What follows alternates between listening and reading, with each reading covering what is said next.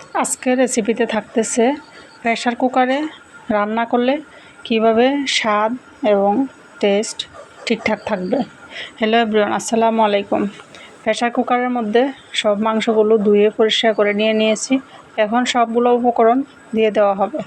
পেঁয়াজ কুচি, রসুন বাটা, আদা বাটা, জিরা বাটা, লাল মরিচের গুঁড়ো, হলুদের গুঁড়ো, গরম মশলা গুঁড়ো সবগুলো দিয়ে সুন্দর করে মাখিয়ে নিতে হবে। স্বাদমতো লবণ,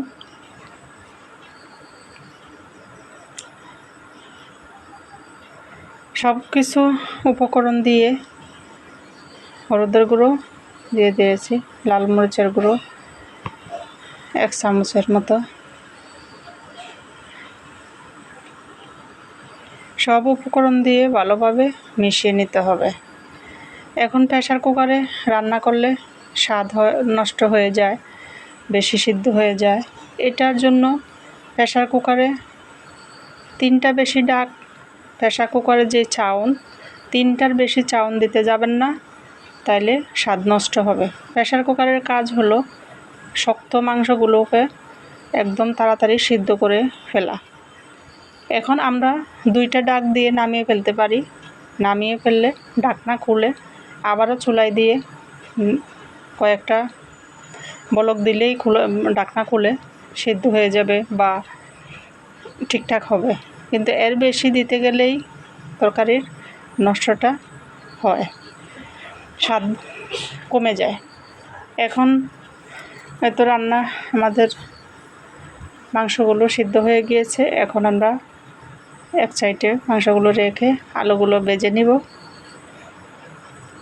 আলু ভাজা হয়ে গেলে আলুগুলো মাংসের সাথে দিয়ে আবারও আমরা 5 মিনিটের মতো চুলায় রান্না করে নেব মাংসগুলো।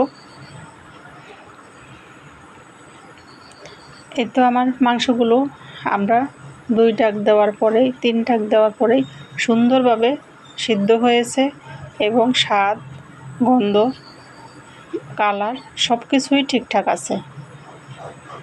এভাবে যদি আপনারা প্রেসার কুকারেও রান্না করেন কোনো সমস্যা হবে না ইনশাল্লাহ। এটা আলু দিয়ে আর একটু নেড়ে ছেড়ে আরও 5 মিনিট রান্না করে আমরা নামিয়ে ফেলবো। একদম পারফেক্ট গরুর মাংস। সবাই ভালো থাকবেন। আল্লাহ হাফেজ। রেসিপি যদি ভালো লেগে থাকে সবাই লাইক, কমেন্ট, শেয়ার করে সহযোগিতা করবেন। আল্লাহ হাফেজ।